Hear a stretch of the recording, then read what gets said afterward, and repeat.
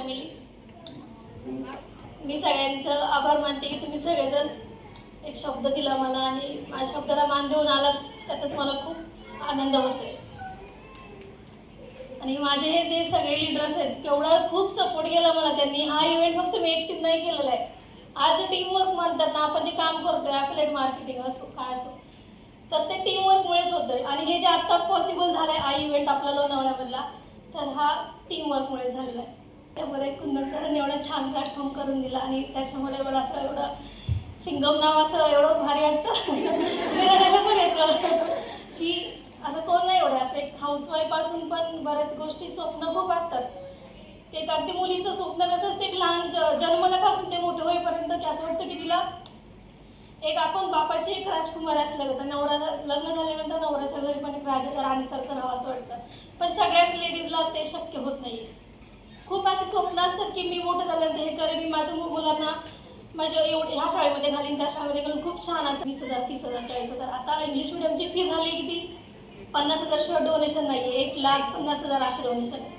मग इथं आपण कुठेतरी मागं पडतोय आणि आपण आपल्या मुलांचे स्वप्न मागं घेतो.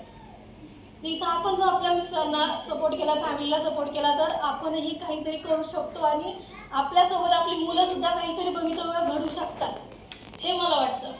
आणि अश्विनी मॅडम आहेत, त्यासुद्धा माझ्यापाशी खूप असं बोलायच्या की मॅडम मला खूप काहीतरी करून दाखवायचं आहे, मी डॉक्टर व्हायचं होतं मला, पण मला फॅमिलीमुळे झालं नाही आहे. मी त्यांना म्हणते तुम्ही कधी रात्रीचं 1 वाजता 12 वाजता कधी कॉल करा मला, मी तुम्हाला सपोर्ट करेन. कारण तुमचं स्वप्न तुम्ही तुमच्या मुलांमध्ये उतरवू शकता, तुमची मुलं तुमचं स्वप्न पूर्ण करू शकतात. आणि त्यांनी मला एक शब्द दिला आहे, मॅडम म्हटले मी ह्या ॲफिलिएट मार्केटिंगमध्ये काम करून मुलांचं शिक्षण चांगलं इंग्लिश मिडियमला करणार आहे आणि त्यांना म्हणजे भविष्यामध्ये डॉक्टर तरी बनवणार आहे, एका तरी मुलाला डॉक्टर बनवणार आहे.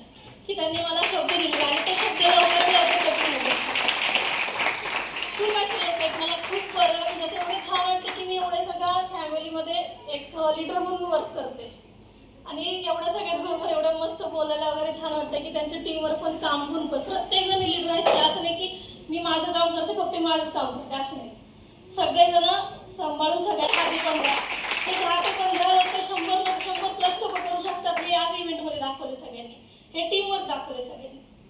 रात्रीचे मी 12 वाजता मेसेज टाकू दे, 11 वाजता मेसेज टाकू दे, 1 वाजता टाकू दे, लगेच मेसेज असतात, रिप्लाय असतात, जे जागे आहेत तेवढे सगळे. आणि मी सगळे माहीत आहेत की मॅडम रात्रीच्या 1-2 वाजेपर्यंत का काम करता, स्वप्न आहेत खूप ते. माझी मम्मी इथं बसलेली आहे, माझ्या वडिलांचं स्वप्न होतं मी खूप मोठी IPS किंवा PSI बनावं, केले ते सगळं मी. पण आज ते मी बऱ्याच काही अडचणींमुळे मी तिथपर्यंत पोहोचू शकले नाही. पण ते पण काय असतं, फॅमिली सपोर्ट असतो. परिस्थिती नाजूक होती, लग्न झालं लवकर, वयाच्या 18व्या वर्षी भरपूर काही केलं, खूप स्ट्रगल केले. रात्रीच्या 3 वाजता उठून वडील पळवायला न्यायचे, रनिंग करायला न्यायचे.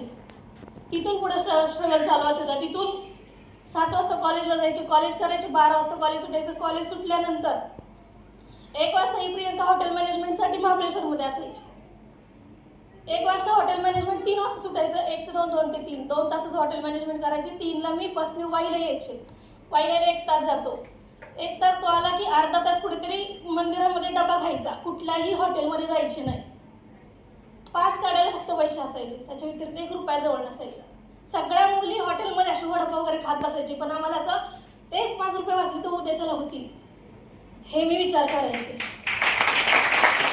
आणि ते झाल्यानंतर तिथून वडिलांनी स्ट्रगलच असं म्हणजे एक म्हणतात ना नियोजनच करून ठेवलं होतं लाईफचं माझ्या. तिथून 4 वाजता आल्यानंतर डबा खायचे, 5 ते 6 शिलाई मशीनचा क्लास करायचे. गरज नव्हती, पण वडील म्हटले की काय सांगू शकतो पुढं तुला कसं मिळेल जागा, पुढचे लोक शिकवून देतील नाही शिकवून देतील, पुढे जॉब करून देतील नाही करून देतील, घरी बसून शिलाईचं काम करू शकशील. एवढ्या सगळ्या गोष्टी वडिलांनी नियोजन करून ठेवल्या होत्या.